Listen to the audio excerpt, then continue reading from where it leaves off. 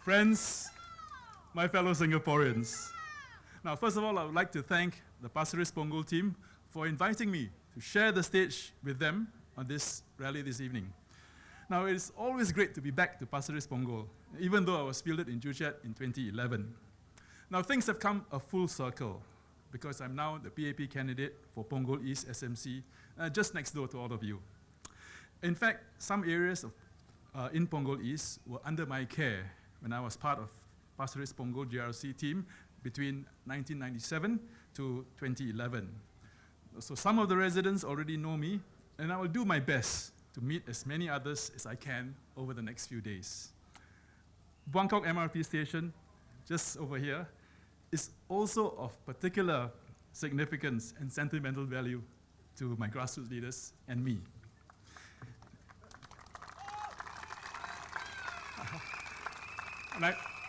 And I'm delighted to see that the area has developed into a bustling center that it is now.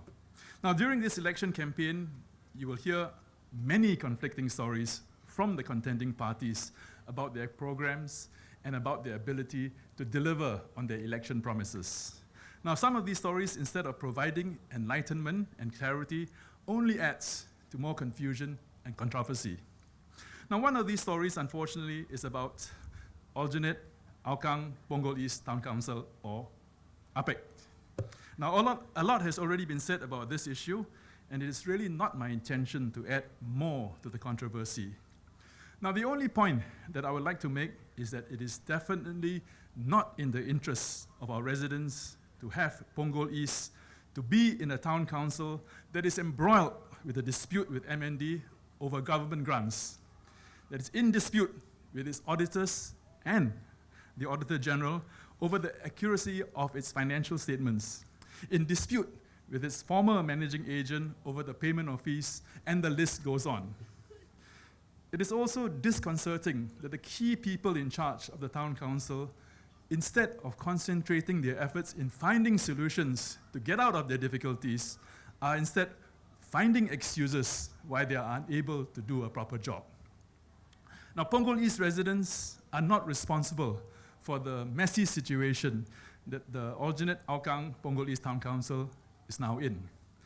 It is therefore timely to get Punggol East out of APEC, to get our accounts in order, to remove any reason for MND to withhold government grants, and more importantly, to eliminate the possibility of any of our managing agents writing "owe money, pay money" on the wall of our town council office. Now, last night, I listened very carefully to the rally speech delivered by the Workers' Party candidate for Punggol East. I agree that there must be empathy for the people we served. While Ms. Li Lian has spoken about the need for empathy for low-income men who marry foreign wives, just this morning, I came across 3 such cases in my block visits in Sengkang.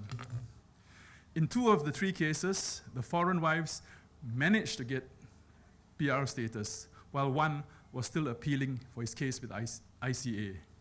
One case was particularly gratifying to me. The former Indonesian national, a food stall holder, told me that it was her husband who approached me for assistance years ago when I was his MP. Now, after several appeals, she obtained PR status and is now a proud Singaporean.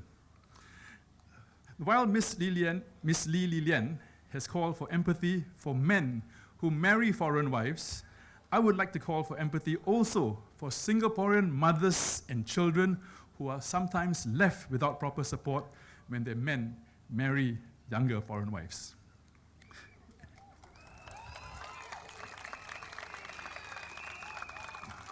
Now, they too need protection and assistance when it comes to families breaking up, especially the children, who are usually left with the mothers.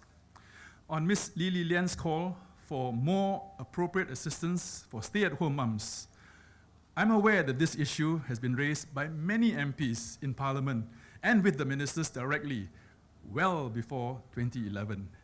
Now, this is an issue that I can fully empathize with and support, as giving tax rebates to non-working mothers is really quite meaningless.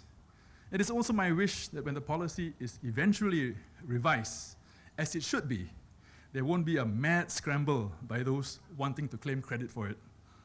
Now, ladies and gentlemen, the PAP does not play games. If we seek to win a constituency in a GE, it is because we firmly believe that we can improve the lives of residents. We are not using you as springboards for greater parliamentary representation. We are here to serve you. We do not put forward unrealistic, populist proposals just to win votes, but act with the best interests of Singapore and Singaporeans. In fact, we are the party that is honest with you and willing to make tough decisions for the good of Singapore. Now, this is something that you will not see in the other opposition parties. Now, does this cost us support? Does this cost us some votes? Yes, it does. But we are willing to do so because we believe we will always be acting in the best interest of the country. And if we do not get things right the first time, we are honest about it and we strive to put things right. Now, Singaporeans have put their trust in a PAP government for the past 50 years. Now, this has led us from being a third world country to a first world country. Now, no opposition party is willing to take over the government during this GE.